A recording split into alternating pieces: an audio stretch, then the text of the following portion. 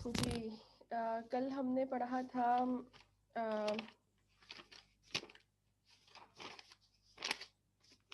Social groups के बारे में, सोशलाइजेशन के बारे में। सोशलाइजेशन होती क्या है, सोशलाइजेशन के फैक्टर्स क्या होते हैं, जो 5 फैक्टर्स पर डिपेंड कर रही होती है। जैसे कि हो गई हमारी family, pair group, school, work place और मैस मीडिया। यहाँ पर हमने कैसे चीज़ों से इंस्पिरेशन हासिल करनी है और उसके बाद हम चीज़ों को कैसे अडॉप्ट करते हैं जो हमारे बिहेवियर में चेंज लेके आती है। अभी हम पर डिपेंड करता है कि हम चीज़ों को कैसे परसीव कर रहे होते हैं। ठीक है, ये हमारे फैक्टर्स है सोशलाइजेशन के। उसके बाद हमने मोड्स ऑफ सोशलाइजेशन पढ़ा था, जो डायरेक्ट इंस्ट्रक्शंस होती हैं, मॉडलिंग होती है, शेपिंग होती है। उसके बाद हमने प्रोसेस ऑफ सोशलाइजेशन के बारे में पढ़ा था, या टाइप्स ऑफ सोशलाइजेशन के बारे में, सोशल ग्रुप्स के बारे में पढ़ा था। इसमें दो तरह के ग्रुप्स आते हैं, एक प्राइमरी ग्रुप्स है, सेकेंडरी ग्रुप के बारे में बताया था मैंने आपको। इन ग्रुप और आउट ग्रुप के बारे में बताया था। और उसके बाद मैंने बताया था कि कैसे लोग होते हैं जिनसे आपका फॉर्मल या इनफॉर्मल एटीट्यूड होता है सोशलाइजेशन के ज़रिए। उसके बाद रेफरेंस ग्रुप्स के बारे में बताया था कि हर इंसान के ऊपर कुछ ना कुछ जिम्मेदारी आयद होती है जो उसका रेफरेंस बन जाता है। इसमें मैंने आपको जिया की एग्जांपल दी थी कि जो गर्ल्स रिप्रेजेंटेटिव होती है उस पर क्या जिम्मेदारियाँ होती हैं, या बीइंग अ डॉटर या बीइंग अ सन, किसी भी इंडिविजुअल के ऊपर क्या क्या जिम्मेदारियाँ होती हैं, उसके बेस पर इस चीज उसके एटीट्यूड को या सोशलाइजेशन को जज किया जाता है। अच्छा, आज हमने इस चैप्टर का लास्ट टॉपिक पढ़ना है, डेट इज एटीट्यूड। इसके अंदर है एटीट्यूड होता क्या है, ठीक, इसके कंपोनेंट्स कौन से होते हैं, और एटीट्यूड चेंज कैसे आता है, फैक्टर्स कौन से होते हैं इसके। हमने आज ये पढ़ना है सारा आज के लेक्चर में। तो सबसे पहले हमें पता होना चाहिए कि एटीट्यूड होता क्या है, ये फॉर्मेशन कैसे होती है। एटीट्यूड ऐसी नॉलेज होती है जिसकी बेस बनाकर हम लोगों के बिहेवियर को जज कर सकते हैं। अगर हम ये जज कर सकते हैं कि एक बंदा या कोई भी स्टूडेंट जो है वो टूवर्ड स्टडी कितना सीरियस है। अगर कोई सीरियस होगा तो हम कहेंगे कि इसका एटीट्यूड जो है वो पॉजिटिव है, और अगर नॉन सीरियस होगा तो उसका एटीट्यूड नेगेटिव होगा। एटीट्यूड को हम ऑब्जर्व कर सकते हैं, अंडरस्टैंड कर सकते हैं bye their behaviour, human behaviour. तो our knowledge of attitudes and beliefs is helpful in understanding the human behavior। ठीक है, और एटीट्यूड हमेशा सोशल होते हैं जो सोशल ग्रुप्स के थ्रू फॉर्म करते हैं। इन सबको हम सोशल साइकोलॉजी के अंदर पढ़ते हैं। हम अगर तो कोई भी इंडिविजुअल कम उम्र होगा या इन्फेंट होगा, उसका एटीट्यूड या बिहेवियर फॉरन एब्रप्ट होगा। मतलब कोई एक इन्फेंट है या टोडलर है, उसे भूख लगी है, तो वो क्या करेगा, उसे पता है कि मुझे भूख लगी है और मैंने कैसे रिएक्ट करना है, वो रोने लग जाएगा या वो क्रैंकी हो जाएगा कि मुझे खाना है। ऑन द अदर हैंड, एक एडल्ट को अगर भूख लगती है तो वो कंट्रोल करता है। एटीट्यूड यहाँ पे इनडायरेक्ट हो गया, उसने अपने आप को कंट्रोल किया, उसने शो नहीं करने की कोशिश की। तो यहाँ पे जो एटीट्यूड फॉर्मेशन है वो थोड़ी सी इनविजिबल हो जाएगी। मतलब आप कंट्रोल कर सकते हैं अपने एटीट्यूड को, अपने ऊपर, अपने सेल्फ को। एटीट्यूड और नेचर ऑफ एटीट्यूड क्या होता है, ये आपको जो है ना एक पैराग्राफ भी आ सकता है कि right a note on nature of attitude. तो आपने ये जो सारा पैराग्राफ है आपने ये लिखना है, ये यहाँ तक जहाँ मैंने निशान लगाया हुआ है।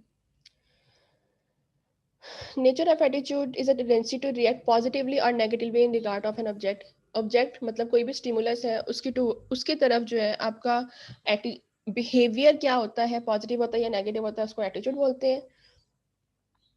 फॉर एग्जाम्पल, अगर कोई इंडिविजुअल है, उसे मस्जिद में जाना पसंद है, तो वो जब भी मस्जिद में जाएगा नमाज पढ़ने, तो वो हमेशा अपनी नमाज को अच्छी तरह पढ़ेगा, बजाय उसके as compare to that person जिसको ज़बरदस्ती मस्जिद भेजा जाए।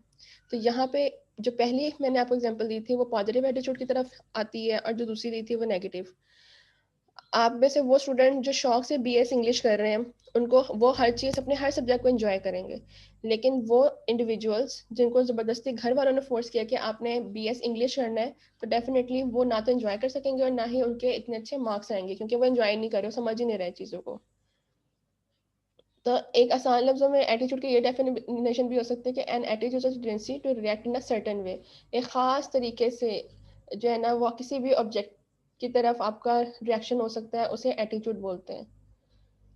जो मैंने आपको बताया हुआ है पॉजिटिव हो सकता है, नेगेटिव भी हो सकता है। दो तरह के एटीट्यूड होते हैं, पॉजिटिव और नेगेटिव।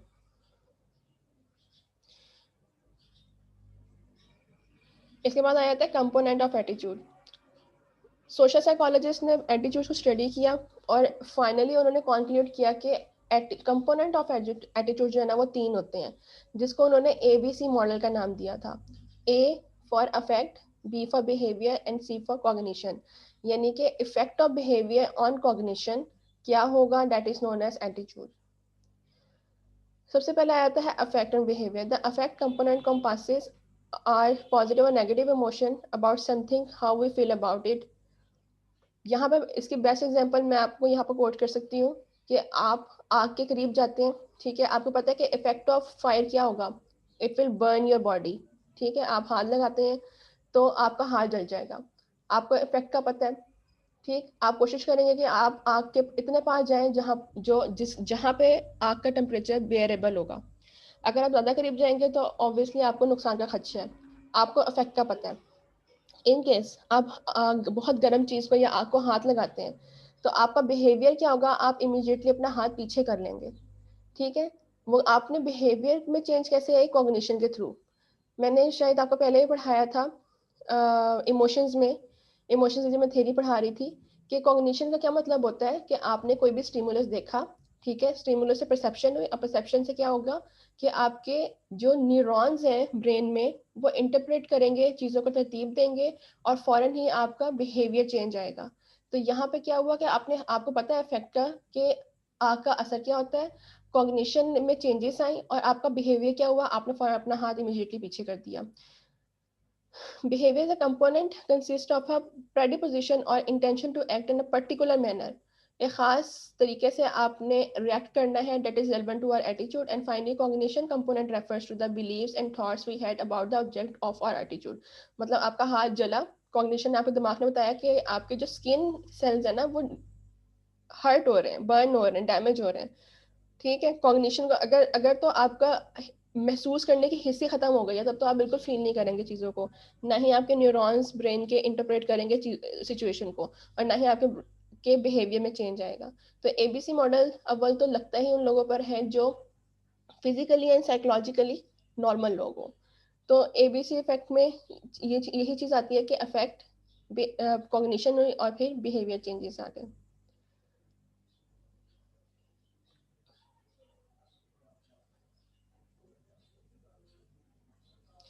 जितना भी एटीट्यूड होता है वो इन 3 चीज़ों पर डिपेंड कर रहा होता है, 3 कंपोनेंट पर, जो ABC मैंने आपको बताया था, अफेक्ट, बिहेवियर एंड कॉग्निशन पर डिपेंड कर रहे होते हैं। ये 3 कंपोनेंट्स होते हैं जो इंटर रिलेटेड होते हैं। अगर इनमें से एक चीज़ को भी ख़त्म कर दिया जाए तो बाकी 2 चीज़ें हो ही नहीं सकती। फॉर एग्जाम्पल मैं ख़त्म कर देती हूँ बिहेवियर को, ठीक है, यहाँ पे क्या होगा, अफेक्ट होगा, डायरेक्ट कॉग्निशन होगी, लेकिन बिहेवियर चेंज तो आया ही नहीं। तो इसलिए आप किसी एक फैक्टर को एलिमिनेट नहीं कर सकते क्योंकि ये तीनों फैक्टर जो हैं वो एक दूसरे से इंटर रिलेटेड हैं।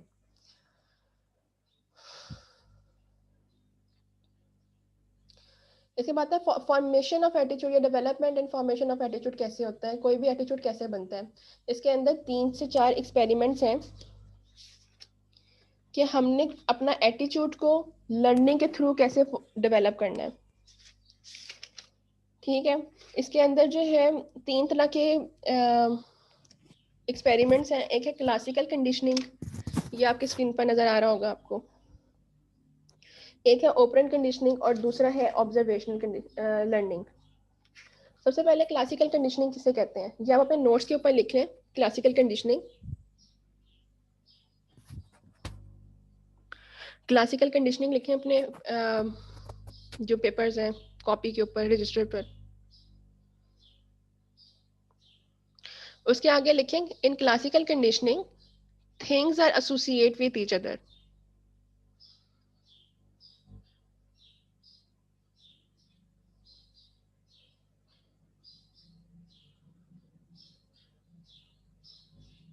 इन classical conditioning things are associate with each other, मतलब यहाँ पर एसोसिएशन हो रही होती है।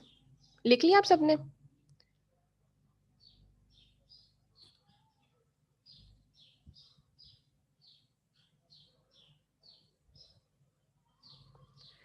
एक तो मुझे ऐसा लगता है कि मैं जो ना खाली दीवारों को पढ़ा रही हूँ यहाँ पे, या अपने आप को पढ़ा रही हूँ, थोड़ा सा मुझे रिस्पॉन्स कर दिया। यस मैम, हाँ, ताकि मुझे पता चल जाए लिख करेगा लिया मैम। कि आवाज़ भी आ रही है और आप लोग पढ़ भी रहे हैं। ये तो नहीं है कि माइक लगा के सो रहे हैं सारे।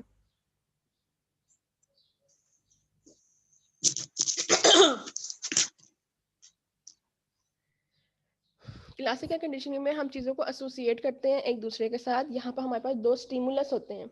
दो स्टिमुलस मतलब होता है कोई सी भी दो चीज़ें होती हैं जिनको हम एसोसिएट करते हैं। अब आपने घर से यूनिवर्सिटी आना है, आपको पता है कि ये रास्ता यहाँ पर जाता है, इस गली से मुड़ना है, इस गली से मैम मुड़ना है। जी, आपकी आवाज स्किप हो रही है।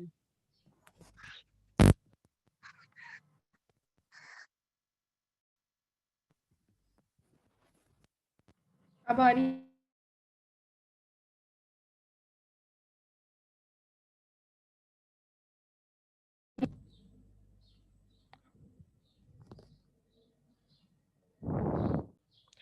क्लासिकल कंडीशनिंग लिख लिया आपने। क्लासिकल कंडीशनिंग के आगे आपने लिखना है कि इन क्लासिकल कंडीशनिंग वो एसोसिएट टू थिंग्स। एसोसिएशन का मतलब क्या होता है, हमने रिलेट करना है।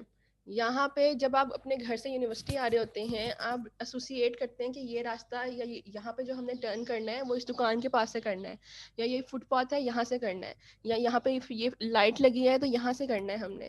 तो यहाँ पे आप अनकॉन्शियसली चीज़ों को एसोसिएट कर रहे होते हैं। तो क्लासिकल कंडीशनिंग में एक मशहूर ज़माना एक्सपेरिमेंट था जो एक आइवन पेवलव नामी साइकोलॉजिस्ट ने किया था। ये देखें, ये आपकी स्क्रीन पर नज़र आ रहा होगा, ये पेवलव लिखा हुआ है, ठीक है। आइवन पेवलव ने क्या कहा था, किया था कि इसने एक कुत्ता लिया था और उसने कुत्ते के सेलिवेशन मतलब उसका जो थूक निकलता है उसको उसने मैयर करने की कोशिश की थी। उसने एक चीज ऑब्जर्व की कि जब भी वो अपने कुत्ते को, पालतू कुत्ते को खाना देता था, तो खाने को देखते ही कुत्ते की सेलिब्रेशन स्टार्ट हो जाती थी, मतलब उसके मुंह से थूक निकलना शुरू हो जाता था। तो उसने सोचा कि मैं क्यों ना इसको लर्न करवाऊं कि चीज़ों को एसोसिएट कैसे करते हैं। उसने क्या किया कि पहले जो कुत्ते को खाना दिया, ठीक है। खाने को देखते ही जैसे ही नजर कुत्ते की खाने की पड़ी, अभी उसे खाना नहीं मिला, तो खाने को देखते ही उसका सेलिब्रेशन स्टार्ट हो गई, थूक निकलना शुरू हो गया। अब उसने क्या किया कि एक दो दफ़ा खाना प्रेजेंट करने से पहले उसने एक ट्यूनिंग फोक जो है ना वो कुत्ते के सामने बजाया। ट्यूनिंग फोक जो होता है वो एक छोटी सी समझ लें, बेल समझ लें, ये ट्यूनिंग फोक समझ लें, उसको उसने बजाया, उसकी आवाज़ निकली और कुत्ते को खाना दिया।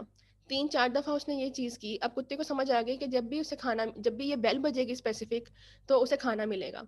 तो उसने क्या किया कि जैसे ही बेल बजती या ट्यूनिंग फॉक बजता, वो सेलिब्रेट स्टार्ट कर देता। मतलब यहाँ पे क्या चीज़ जाहिर होती है कि कुत्ते ने खुराक को, अपने फूड को उस बेल के साथ एसोसिएट कर दिया। फिर कुछ अरसे बाद, मतलब 1 से 2 दिन बाद, उसने, जो आइवन पेवलव था जो एक्सपेरिमेंट कर रहा था, उसने सिर्फ घंटी बजाता और खाना देता। घंटी बजाने पर तो सेलिब्रेशन स्टार्ट होगी, लेकिन जो खाना नहीं मिला, यहाँ पे खाना जो है ना उसका रेनफोर्समेंट है। रेनफोर्समेंट जो किसी भी चीज़ को करने पर इनाम मिलता है उसे हम रेनफोर्समेंट बोलते हैं। रेनफोर्समेंट के 2 टाइप्स होते हैं, पॉजिटिव और नेगेटिव। ये मैंने आपको पिछले चैप्टर में पढ़ा दिया हुआ है। तो जैसे जब भी वो बेल बजाता, खाना ना देता, तो कुत्ते को महसूस हो गया, पता चल गया उसे कि ये सिर्फ यहाँ पे घंटी बजाई जा रही है और मुझे खाना प्रेजेंट नहीं किया जा रहा। तो इससे इससे क्या हुआ कि उसने कुछ देर बाद, मतलब एक एक दो दफ़ा जब उसने एक्सपेरिमेंट किया, कुत्ते ने सेलिब्रेट करना छोड़ दिया क्योंकि उसे रेनफोर्समेंट ही नहीं मिल रही थी। तो यहाँ से तीसरा स्टेप क्या किया आइवन पेवलव ने कि उसने दोबारा घंटी बजाई और खाना प्रेजेंट करना शुरू कर दिया, तो सेलिब्रेशन दोबारा स्टार्ट हो गई। तो इस चीज़ से ये जाहिर होता है कि उसने, आइवन पेवलव ने अपने पेट को एसोसिएट करवाना सिखाया बेल को खाने के साथ। मतलब बेल बजेगा तो खाना मिलेगा, तो अभी उस खाना मिलता नहीं था, तो बेल की आवाज़ पे ही सेलिब्रेशन स्टार्ट हो जाती, क्योंकि कुत्ते को पता था कि अब उसे खाना मिलने लगा है। तो यहाँ पे उसने जो है ना वो चीज़ों को एसोसिएट किया है। तो ये क्लासिकल कंडीशनिंग के अंदर आता है। इसी तरह यहाँ पे 2 और एक्सपेरिमेंट लिखे हुए हैं। उसमें ये क्या है कि अगर कोई भी स्टूडेंट्स हैं, ठीक है, उसमें हर तरह के आईक्यू वाले स्टूडेंट्स बैठे हुए हैं। अब उनके सामने किसी भी मुश्किल कंट्री का नाम 18 दफ़ा लिया जाए, तो क्या होगा कि ऑटोमेटिकली वो चीज़ों को लर्न कर लेंगे। लर्न करना मतलब ये है कि आपके सामने रिपीटिशन हो रही है किसी भी चीज़ की तो आप इजीली उसको लर्न कर लेते हैं। तो यहाँ पे आपने एसोसिएट किया कि हमने 18 दफ़ा या रिपीटिशन के साथ किसी भी चीज़ का नाम लिया तो हम उसे लर्न कर पाएंगे। ये क्लासिकल कंडीशनिंग में आता है। क्लासिकल कंडीशनिंग असल में एसोसिएशन का नाम है। इसी तरह ओपन कंडीशनिंग है। ओपन कंडीशनिंग लर्निंग की एक अदर टाइप होती है जिसके अंदर हम चीज़ों को एक्सपेरिमेंट के थ्रू सीखते हैं, ठीक है। और यहाँ पर रेनफोर्समेंट भी होती है, इनाम भी मिला जाता है, पॉजिटिव और नेगेटिव दोनों। तो आप अपने कॉपीज में लिखें इसे, open conditioning is equal to learn behaviour through experiments.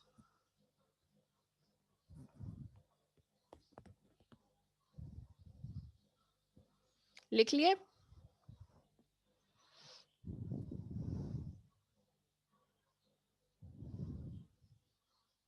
Class लिख लिया? मुझे रिस्पॉन्स करें।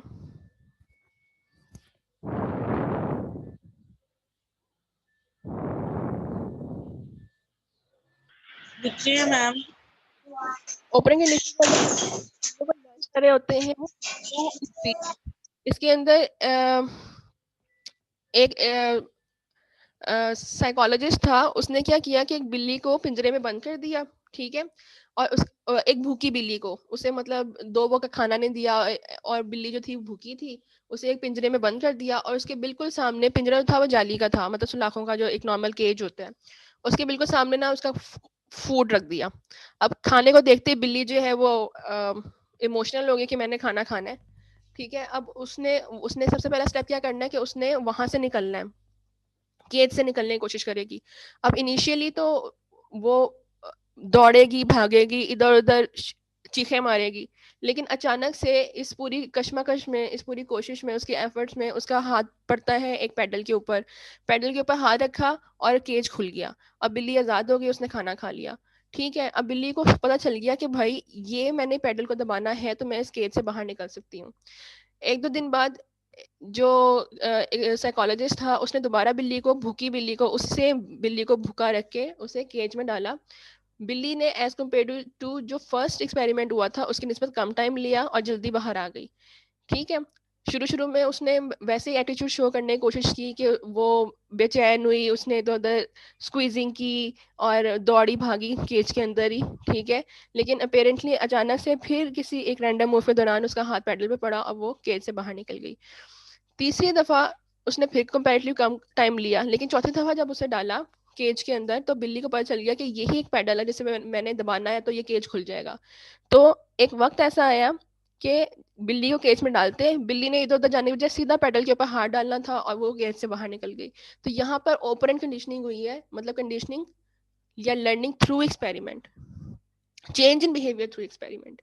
आपके अंदर चेंजिंग आई है एक्सपेरिमेंट के थ्रू। यही चीज, इसकी एक और एग्जांपल भी ले सकते हैं कि एक स्टूडेंट है, ठीक है, उसके अच्छे मार्क्स नहीं आते, उसे हम बताते हैं कि भाई आपने इस स्ट्रेटजी के थ्रू पढ़ना है, इस स्ट्रेटजी के थ्रू पढ़ेंगे तो आपके मार्क्स अच्छे आएंगे।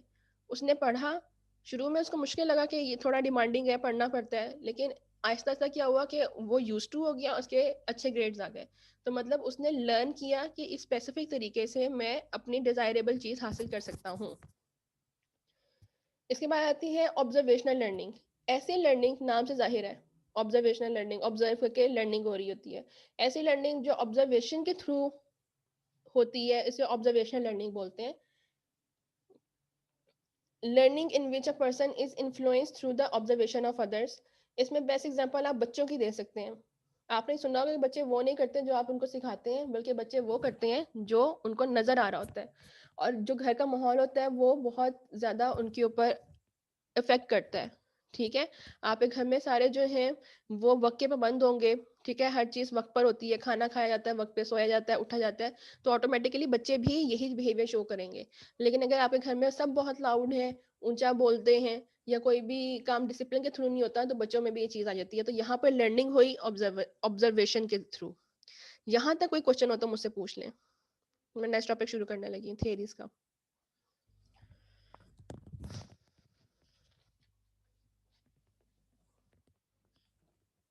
अच्छा, अब हमने पढ़ना है आगे चेंजिंग एटीट्यूड्स। चेंजिंग एटीट्यूड के अंदर तकरीबन 5-6 थेरीज हैं, ठीक है। इसमें इसके बारे में हम पढ़ेंगे, या आपको एक शॉर्ट नोट भी आ सकता है कि लर्निंग थेरी किसे कहते हैं। चेंजिंग एटीट्यूड के अंदर सबसे पहले आती है लर्निंग थेरी, ठीक। लर्निंग थेरी के अंदर सबसे 3 इंपॉर्टेंट वेरिएबल्स होते हैं, ये इस पेज के ऊपर ये देखें, लास्ट लाइन है। लर्निंग थ्योरी के अंदर 3 चीजें होती हैं, एक होती है अटेंशन, कॉम्प्रिहेंशन एंड एक्सेप्टेंस। सबसे पहले आ जाती है चीज अटेंशन। अटेंशन कब होगी किसी भी चीज में, जब आप उसे अंडरस्टैंड कर पाएंगे अच्छी तरह कि ये चीज मुझे समझ आ रही है, तो आपने अटेंड किया उसे, कॉम्प्रिहेंशन की उसको, मतलब आपके दिमाग ने उसी चीज को इंटरप्रेट किया और साथ ही एक्सेप्ट कर लिया। आपको ये चीज आपने ऑब्जर्व की होगी कि जब आप रट्टा लगाते हैं तो चीजें जल्दी भूल जाती हैं, क्योंकि वहां पर आपकी इंटेंशन नहीं थी। आप उसको फोकस ही नहीं कर पा रहे थे, आपका दिमाग उस चीज को इंटरप्रेट ही नहीं कर पा रहा था, तो जाहिर सी बात है दिमाग ने इंटरप्रेट नहीं किया तो आपने उसे एक्सेप्ट नहीं किया, आपने उसको कॉम्प्रिहेंस नहीं किया। तो सबसे पहले लर्निंग थ्योरी में सबसे पहले 3 चीजें इंपॉर्टेंट आ जाती हैं, that is attention, comprehension and acceptance.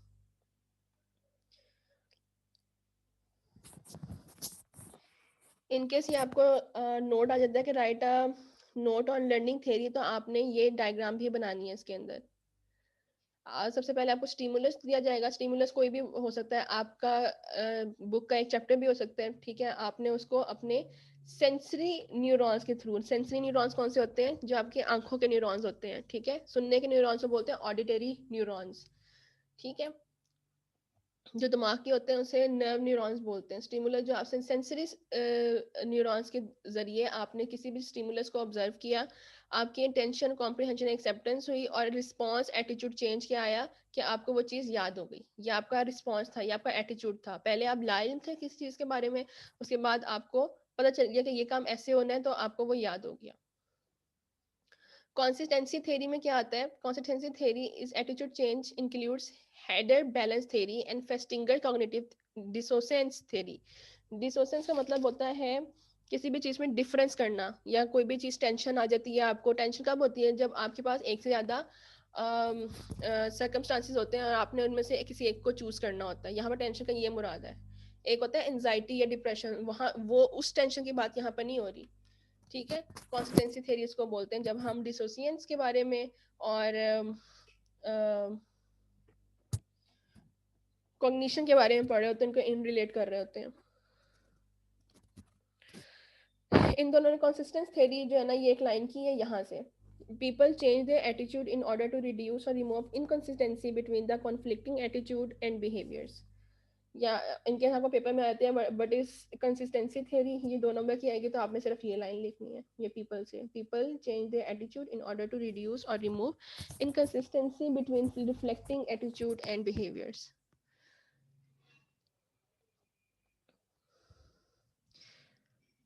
Festinger cognitive dissonance model क्या था? उसने रिसर्च की थी कि जब भी कोई बंदा कॉन्ट्राडिक्शन में होता है, कॉन्ट्राडिक्शन मतलब होता है आपके पास 2 चॉइसेस हैं, कौन सी आपने एक्सेप्ट करनी है। फॉर एग्जांपल जब आप यहाँ पे एडमिशन ले रहे थे यूनिवर्सिटी में, एक तो आपके पास चॉइस थी, फॉर एग्जांपल आप में से किसी का इंटरेस्ट है मैथ्स में, ठीक है, या फिजिक्स में जिन्होंने एफएससी की है, या केमिस्ट्री में है, या किसी और सब्जेक्ट में है। आपने वो सब्जेक्ट रखा कि अच्छा मेरे नंबर इसमें इसमें भी अच्छे हैं और मेरे नंबर इंग्लिश में भी अच्छे हैं, तो इनमें से कौन सा सब्जेक्ट अच्छा होगा जो मुझे फ्यूचर में हेल्प करेगा। तो यहाँ पर कॉन्ट्राडिक्टरी हो रही है, कॉन्ट्राडिक्शन हो रही है, 2 चीजें हैं यहाँ पे, कन्फ्यूजन हो रही है, और यहाँ पे आपकी टेंशन रेज अप हो रही है कि किस सब्जेक्ट को एक्सेप्ट करना चाहिए, चूज करना चाहिए, और जिसमें मुझे ज्यादा फायदा हो सकता है। तो फिस्टिंगर ने कहा था कि जब लोग डिसाइड नहीं कर पा रहे होते चीजों को, या इनके पास एक से ज्यादा ऑप्शंस होती हैं, तो वहां पे उनके उनका जो डिसोसिएंस है, या उनका लेवल ऑफ अनकंफर्टेबिलिटी है, वो इंक्रीज हो जाता है, अनलेस वो कोई सी 2 ऑप्शन में से एक ऑप्शन चूज कर लें। बुक वाले ने एग्जांपल दी हुई है कि एक स्मोकर है, उसको पता है कि स्मोकिंग जो है वो लंग कैंसर का बायस बनती है, स्पेशली वो लोग जो चेन स्मोकिंग करते हैं, ठीक है। अब इंडिविजुअल है, एडिक्टेड है, किसका? स्मोक का, सिगरेट का एडिक्शन हुई हुई है। उसे पता भी है कि ये चीज जो है मेरे लिए, मेरी हेल्थ के लिए खराब भी हो सकती है, और उसको ये भी है कि मैं इसको छोड़ नहीं सकता। तो यहाँ पर कॉन्फ्लिक्ट डेवलप हो जाता है, फ्रस्ट्रेशन डेवलप हो जाती है कि मैंने ये चीज़ कैसे छोड़नी है। इसकी एक और बेस्ट एग्जांपल ये है कि आजकल हम सब लोग जो हैं आजकल हम सब लोग जो हैं वो एडिक्टेड है मोबाइल के। एक दिन ज़रा आपके हाथों से मोबाइल ज़रा छीना जाए और रखा जाए तो आपको एक फ्रस्ट्रेशन फ़ील होगी। ये जो एडिक्शन होती है ना, ये आसान नहीं होती छोड़ना। आप किसी चीज़ के आदी हुए हैं, ये आसान नहीं होता। इसके ऊपर थेरेपीज़ होती हैं बाकायदा। ठीक है, लेकिन थेरेपीज़ चूँकि आपके सिलेबस में नहीं है तो मैं उसको टच नहीं करूँगी। उसमें कई चीज़ें होती हैं, जैसे फ़ोबिया है किसी को, ठीक है? उसको कैसे कंट्रोल करना है, या एडिक्शन है, सबसे पहले अव्वल तो हम यहाँ पे एडिक्शन की बात कर रहे हैं, तो एडिक्शन को कैसे हमने कंट्रोल करना है। तो ये चीज़ें आती हैं। यहाँ पे इसने बताया कि यहाँ पे कॉन्फ्लिक्ट हो गया कि हमने छोड़ना भी है और हम छोड़ भी नहीं सकते क्योंकि एडिक्शन हुई हुई है। साथ ही उसने बता दिया था कि individual will be motivated to reduce such dissonance by following the method. आप अपना एटीट्यूड फॉर्मेशन जो है पॉजिटिव की तरफ कैसे लेके जा सकते हैं या छोड़ कैसे सकते हैं, बाय मॉडिफाइंग वन और बोथ ऑफ द कॉग्निशन। आपने अपने आप को समझाना है कि मैंने ये काम नहीं करना। समझाना कैसे, आपने अपना एनवायरनमेंट चेंज कर देना है। आपको लगता है कि आपकी जो सर्कल है इसमें अक्सरियत लोगों की स्मोकर है, तो आप कोशिश करेंगे अपना ग्रुप, सोशल ग्रुप जो है ना वो चेंज करके देखिए। नंबर वन, मॉडिफाई करें अपना एनवायरनमेंट को, changing the perceived importance of one cognition. और आपने अपने एक कॉग्निशन के ऊपर कायम रहना है। एक कॉग्निशन का मतलब जो एक फैसला है उस पर कायम रहना है आपने, कि आपने स्मोकिंग छोड़नी है। ठीक है, साथ ही इसके फवाइद भी आपने ऐड करते रहना है, एडिंग कॉग्निशंस। फवाइद में कि मतलब अगर मैं स्मोकिंग छोड़ता हूँ तो मुझे ये फ़ायदे आ सकते हैं, मेरी हेल्थ अच्छी होगी, ठीक है, मेरे दांत जो ख़राब हो रहे हैं वो ख़त्म होंगे। Denying that the two cognitions are related to each other. और ये जहन में रखने की कोशिश करनी है कि ये जो नेगेटिव एंड पॉजिटिव कॉग्निशन है ये एक दूसरे से रिलेट नहीं करती। मैंने सिर्फ एक पॉइंट के ऊपर स्टिक करना है। इसके बाद आ जाते हैं सेल्फ परसेप्शन। सेल्फ परसेप्शन का मतलब यही होता है कि आप चीज़ों को परसीव कैसे कर रहे हैं। हर इंसान का अपना परसेप्शन का तरीका होता है, डिपेंड कर रहा होता है उसकी कॉग्निशन पर। अगर आप ऑलरेडी स्ट्रेस्ड हैं, ठीक है, डिप्रेशन में है, तो आपको कोई भी चीज़ अच्छी नहीं लग रही होती, ठीक, क्योंकि आपका आप अंदर से स्ट्रेस आउट हुए हैं। लेकिन अगर आप खुश हैं अंदर से और आपको जून जुलाई की गर्मी भी बहुत अच्छी लगेगी, आप कहेंगे कि मौसम कितना अच्छा है। तो यहाँ पे सेल्फ परसेप्शन जो है ना वो इंडिविजुअल पर डिपेंड कर रहा होता है।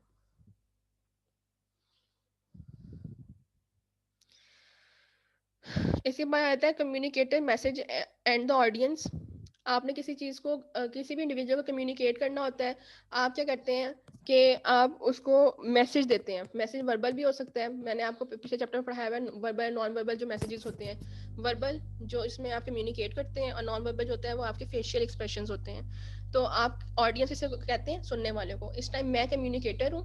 मैसेज जो है वो दो तरह से आप लोगों को कन्वे हो रहा है, एक मेरी आवाज़ के थ्रू और एक ये जो आपकी स्क्रीन पर नज़र आ रहा है इसके थ्रू। और ऑडियंस कौन है? ये आप सब लोग हैं ऑडियंस। तो अगर मैं अपना कोई भी मैसेज आप तक कन्वे करना चाहती हूँ तो इसके लिए ज़रूरी है कि मैं आपको कम्युनिकेट करूँ, चाहे वो वर्बल कम्युनिकेशन हो या नॉन वर्बल कम्युनिकेशन हो। इसके बाद आता है कॉम्प्लियंस।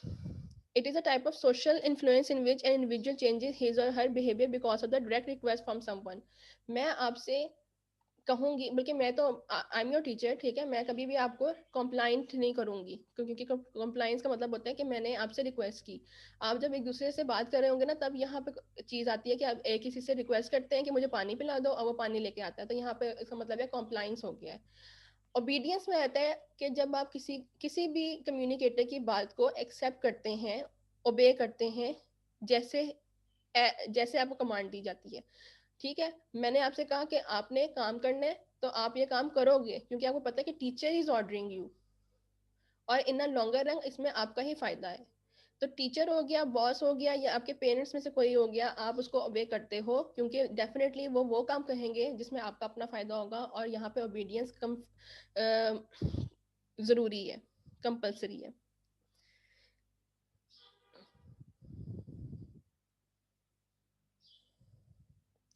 कंफर्मिटी में क्या आ जाता है कि one major force on people to change their attitude and behaviour comes from others tactic social pressure. जब आप सोशल प्रेशर में आ जाते हैं और लोगों के कमांड को ओबे करते हैं, जिससे आपकी बिहेवियर या एटीट्यूड में चेंज आता है। Conformity refers to yielding to group pressure when there is no direct request in order to do so.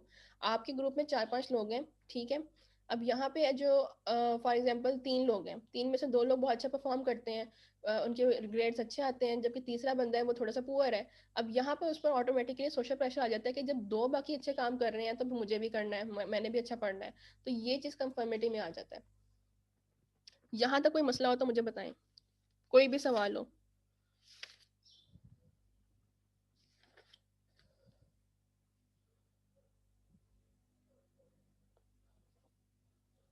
Laraib आप बोलते हैं।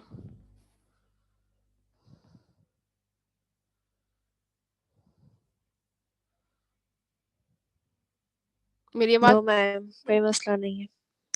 अच्छा, ठीक है। मैम मेरा नेट इशू है बहुत ज्यादा, तो जिसकी वजह से मैं थोड़ा म्यूट हूँ। अच्छा, कंफर्मिटी, कॉम्प्लायंस, ठीक है, ये बहुत इंपॉर्टेंट है। इस पर निशान लगाएं, इस पर लिखेंगे, ये जो है ना इंपॉर्टेंट है, ये पेपर में आ सकते हैं। कंफर्मिटी है, कॉम्प्लायंस है, जिसे आ सकते हैं डिफाइंड कॉम्प्लायंस या defined conformity, and learning theory. ठीक है। एबीसी मॉडल, कंपोनेंट और एटीट्यूड में जो चीज़ आ जाती है एबीसी मॉडल, ये भी इंपॉर्टेंट है बहुत। Define attitude and what do you know about nature of attitude.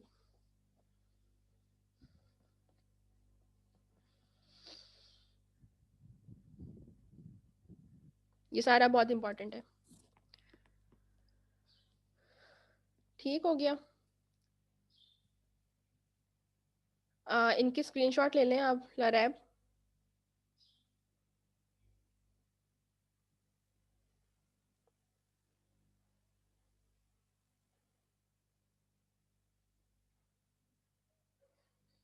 Screenshot लेके तो ग्रुप में भेज दें अटेंडेंस के।